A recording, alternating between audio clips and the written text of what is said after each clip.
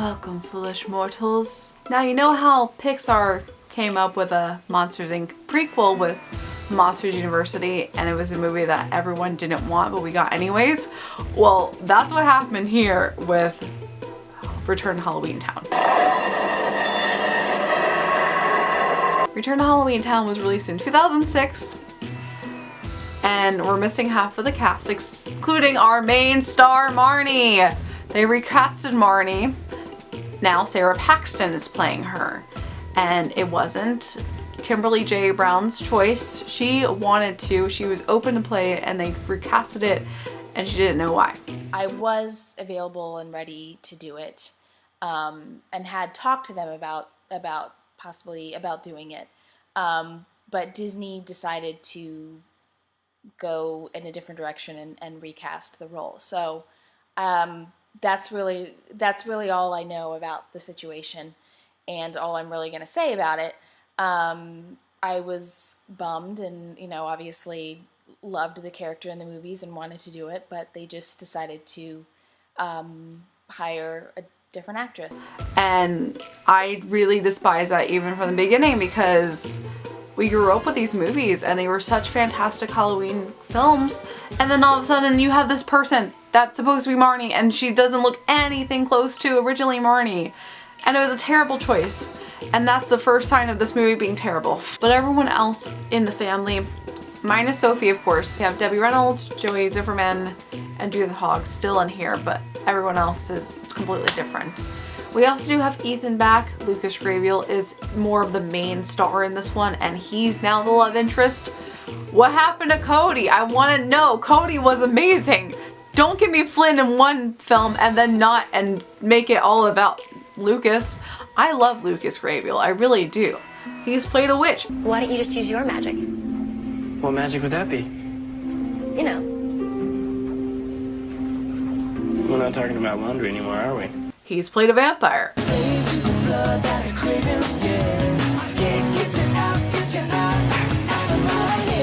He's played a really flamboyant twin.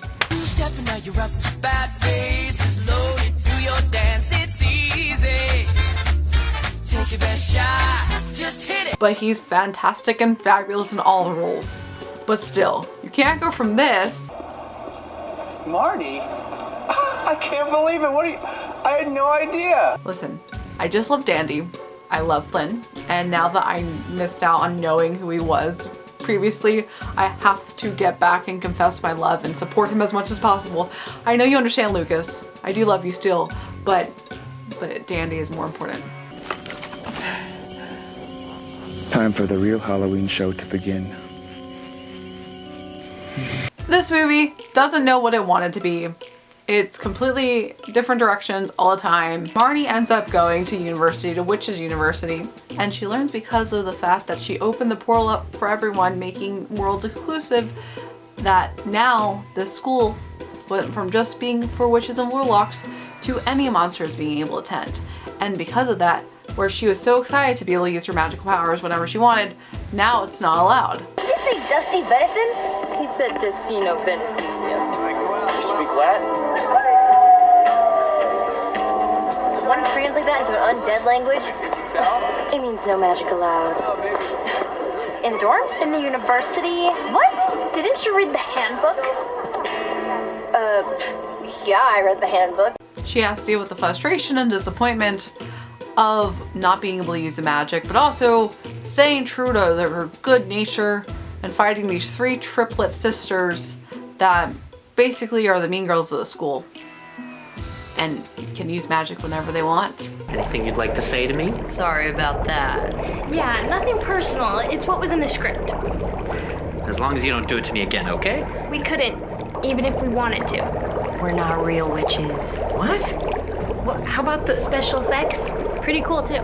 It's a very typical high school / college film where she's fighting people, but at the same time they're undercover working with a darker secret and she has to uncover it. It is very typical at this point, but it's still interesting how they get to point A to point B. But because this movie doesn't know what it wants, it lowers the interest factor. I was still able to be really fully invested into it, and I did remember a little bit here and there because it was the most recent of these films. But compared to all four of them, this is almost as bad as the second. I mean, the school is a Hogwarts knockoff. Oh, fiddlesticks. But wait a second, is that John Gobblecon? Because that guy looks so much like John Gobblecon. Hi everybody, it's me, John Gobblecon of Metro Gobblecon. Again, this film doesn't know what it wants. Previously in Halloweentown High, we had all these students that were completely clueless about the human world and had no idea, and now all of a sudden we're making so many pop culture references, including the professors. My name is Dr. Ichabod Grog. You will address me as Sir or Dr. Grog, not Grog, Dr. G, G-Dog, or G-Unit. How do we switch from one extreme to the other extreme? I'm also very sad that G-Unit was a thing back then now, and no one will understand it unless you were there. Choosing which whip to drive, but what match my clothes? I got a fetish for the stones. I'm heavy on the ice, man. If I ain't got a pistol on me, sure I got a knife, fam. It's still an interesting adventure. It still has a good mystery to it, and the characters are still well acted. But it doesn't have that same heart and soul that the last three movies did. I mean, Sarah Paxton was okay, but Kimberly is Marnie. And that's who we knew as Marnie. So you can't do 3 movies with the same actress and then suddenly replace her in the last one. That's not gonna work. It didn't work. But I do like that Dylan did get a bigger part in this film because I do like him. But at the same time, he was just used as a troupe for these sisters. So it has its ups and downs. It's far from perfect, and it is definitely the worst one of the series. The second one's not that far behind. But in order, it's obviously Halloweentown original, then Halloweentown 3, then the second, and then the fourth, in the order of which ones are the best. It was nice to watch them all again though, and I noticed too, as they continue going forward, the more use of CGI is more prominent. Very similar to what was happening in mainstream media. I mean, it is a mainstream movie, but it was for TV compared to like big budget films. But that same practice happened from that to the big screen.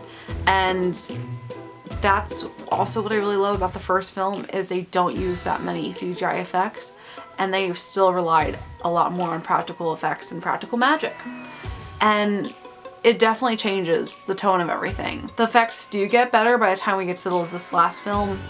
And I do like the fact that they have their witch glasses that are very similar to Apple Watches, and it's kind of hilarious how they sort of predicted Apple Watches a decade before they were created. What do you want from me? It's quite simple.